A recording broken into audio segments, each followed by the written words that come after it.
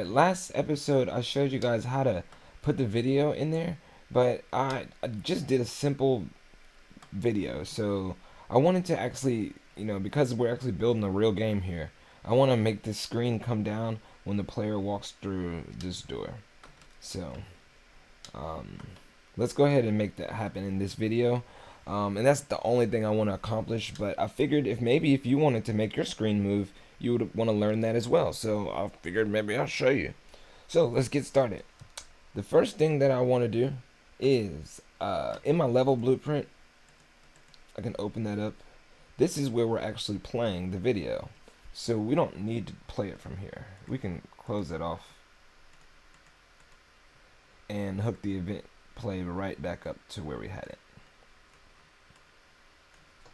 We can control C, compile, save. The reason why I copied that is because we're going to use that code again, but we're going to make it again anyways. So now, in this video screen that we made last time, we need to make it into an actor. So click on this. We can keep it in our movies folder because it is the video screen, but let's call it vid screen. Vid screen BP underscore BP. Alright, bet. Alright, here's our vid screen. We see that it has the static mesh with the video on it. It has immediate sound. We need to add a box trigger to it. So let's add a box trigger or box collision. Okay, and move it.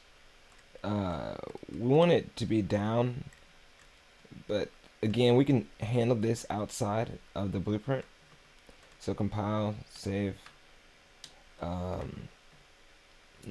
what we want to do, actually I'm going to make my box extent on the X a little bit bigger. Okay. Now what we want to do is write some code. So we want the screen to move down when the player goes into that box trigger. Okay. So let's actually go ahead and place our box trigger where we need it to be. So grab your box on this side, come over here and put it where you would like it. But it's going to move in 1 second, and I'll show you why.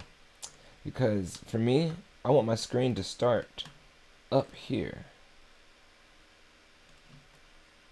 So my box, oops, the box right here, I can put it down and move it in front of the door. So when they walk through that box, the screen's going to come down, and I want the box to also disappear. Alright. So go into your event graph for your vid screen, and let's write some code. Grab off the box, or at least just click on the box actually. Go down to the right hand side, and on component begin overlap, we need to plus. And so the other actor, we want third person character. And then what do we want to happen? We want to move component to. So drag up here and say move component to. And then the component that we want to move is the static mesh component. So drag off of that and drag that down. And where do we want to move it? Well, we want to get its relative location and move it downwards. So we can pull this back and say get relative location, and then we can subtract however much we want to bring it down by.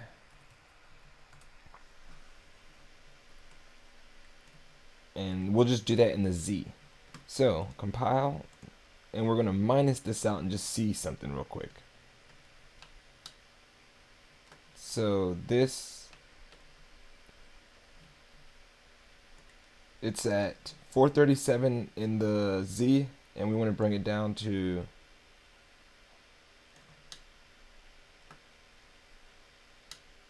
292. Okay. So we can just do that there.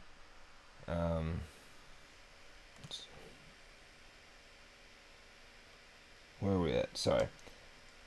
Go back into your vid screen blueprint, and we're going to subtract 150. You're like, oh, this math's so off. Alright, you'll see why I do this in a second. There's no reason. Keep the rotation as the rotation. So let's get relative rotation. And we want to keep that the same. And over time, we want this to take about 2 seconds. And then you want to delay for that same 2 seconds. And then we want to add a variable. So here's where we want to open up our media source. So we're going to add a variable. We're going to call it media player. And for the type, we'll choose media player. And make sure you choose the object reference. Compile, save, and now you can choose which media player, which is the one that we made. Compile and save. And let's bring that out into our blueprint. So we're going to get that, drag off of it and say open source, and plug that into your delay. The source that we want is the media source that we made. Perfect. Compile, save. So basically what's going to happen is when the player overlaps that box, the screen's going to come down. After 2 seconds, the video is going to play. Then let's delay it for as long as the video is, which is about 12 seconds, I think. And we're going to pull the screen back up. So let's say move component 2. And we can just copy this, copy, paste. And we got to just figure out what we're moving. So we want the static mesh component to be the mover. So plug that into the component. And we're going to have to do the same thing here. So instead of minus, we're going to add. So get relative location, get relative rotation. Oops. Relative rotation. And plug your rotation in. And then get your relative location. Get that one and plug that one in. Oh, actually, we want to add to it. So add 150 plus 150. Now, this is just going to be testing. Again, it's going to go over 2 seconds. Another thing we can do is we can destroy the actor right at the end of all of this.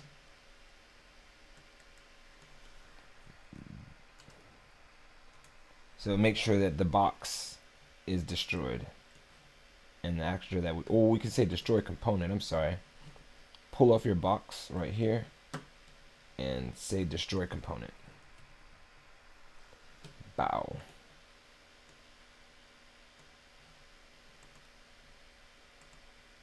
So, in theory, what should happen is you should overlap the box.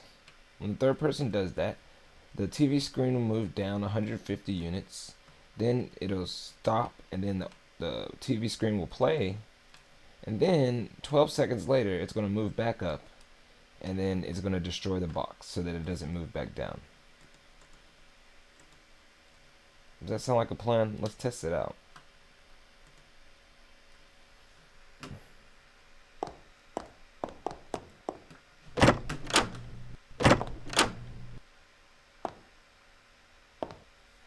Alright.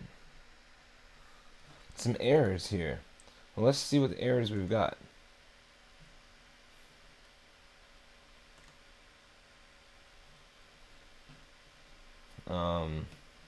I know exactly probably what the error is, so let's go ahead and fix it actually.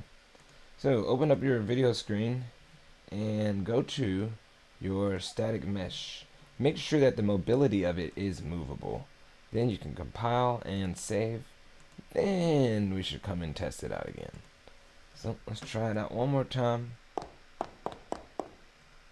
There it goes. And our video starts. You have been captured against your will. You will never break out. You will never see the light of day. Sick. And then it goes back up. Oh, figgity facts. All right, so that's how you do that. Basically, yeah, that was very quick and easy. I thought it was gonna be a little bit harder than that. In the next episode, what I want to show y'all how to do is do some cinematics, but without using the level sequencer, because a lot of people use cinematics with the level sequencer. In fact, that's the correct way to do it. But I want to show you another way to do your cinematics, like in game, so you don't have to always make a level sequencer. But again, that's all I wanted to show you guys in this video, is that the video screen comes down, we set it up all right, and in the next episode we'll handle some more things. So thanks for joining me. I'll holler at y'all next time. Peace. Hey!